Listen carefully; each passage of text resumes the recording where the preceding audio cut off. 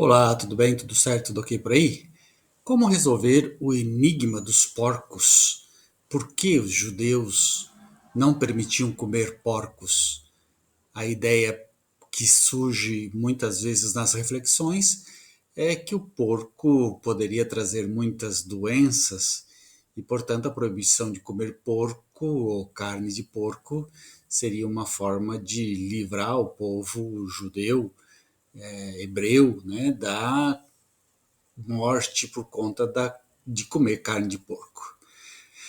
A resolver esse enigma do porco exige que nós adotemos uma definição muito mais ampla de saúde pública, que abranja os processos essenciais pelos quais animais, plantas e pessoas conseguem coexistir em comunidades naturais e culturais viáveis.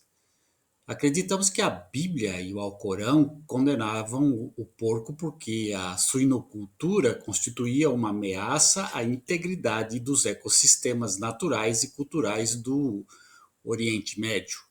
Para começar, devemos ter em mente o fato de que os hebreus proto-históricos, os filhos de Abraão, no final do segundo milênio antes da era cristã, estavam culturalmente adaptados à vida nas regiões áridas, acidentadas e escassamente povoadas entre os vales dos rios da Mesopotâmia e do Egito.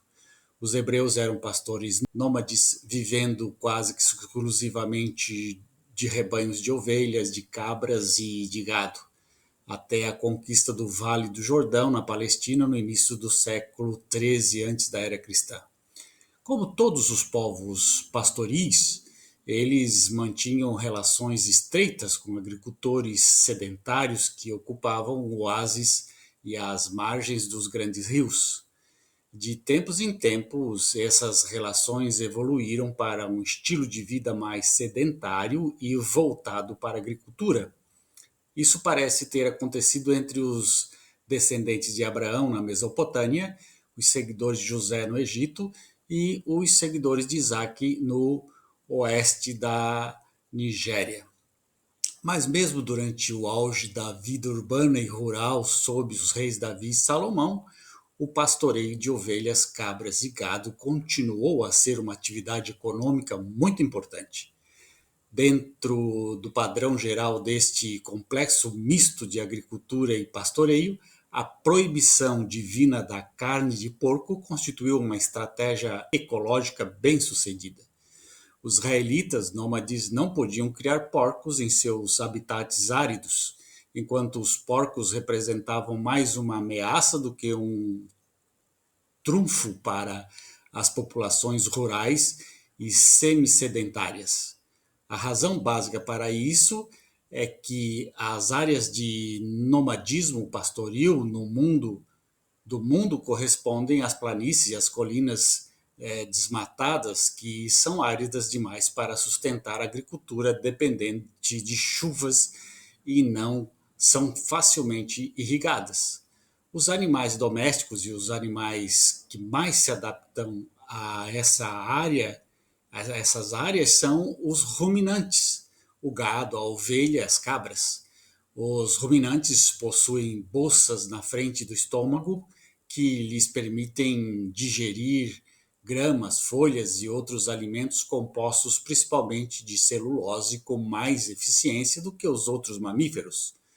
No entanto, o porco é um animal predominantemente de florestas e margens sombreadas de rios. Embora onívoro, ele se alimenta de alimentos com baixo teor de celulose, como nozes, frutas, tubérculos e principalmente de grãos, o que o torna um competidor direto dos humanos. Ele não consegue subsistir apenas de capim, e em nenhum lugar do mundo pastores completamente nômades criam porcos em números significativos. Além disso, o porco tem a desvantagem de não ser uma fonte prática de leite e ser muito difícil de transportar por longas distâncias. Acima de tudo, o porco é termodinamicamente mal adaptado ao clima, quente e seco do Neguer, no Vale do Jordão e em outras terras mencionadas na Bíblia e no Alcorão.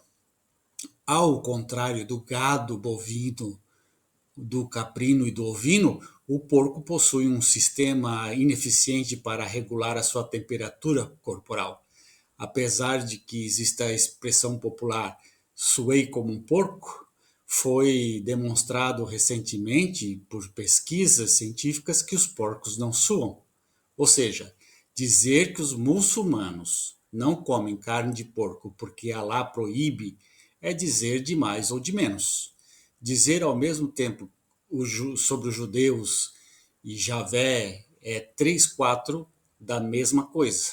Porque esses deuses se deram ao trabalho de condenar um animal amigável que, como dizem, é explorado para tudo, para além daqueles que no passado interpretaram a proibição como relacionada com a saúde, dado o elevado número de doenças transmitidas pelos porcos, a razão fundamental para a proibição é que a criação de porcos constituía uma ameaça à integridade dos ecossistemas naturais e culturais do Médio Oriente. Os porcos eram concorrentes diretos dos humanos em uma região onde a sobrevivência dependia do controle rigoroso dos recursos. A abordagem mais racional, independentemente das razões religiosas que pudessem alegar mais tarde, era manter os porcos longe do paladar e se concentrar na criação de ovelhas e cabras, talvez muito menos suculentas, mas com uma relação custo-benefício muito maior. Então está aí a ideia de que consumir carne de porco não era exatamente por conta das doenças que os porcos poderiam trazer aos seres humanos, mas por conta do ecossistema. O porco é um animal difícil de criar, ele compete com o homem na questão de alimentos, né? De sementes e de outros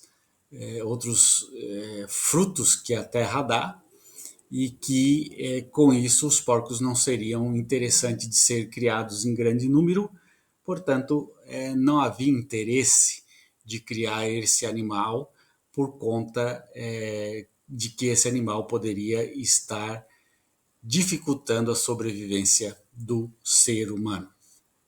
Um grande abraço, tchau, tchau.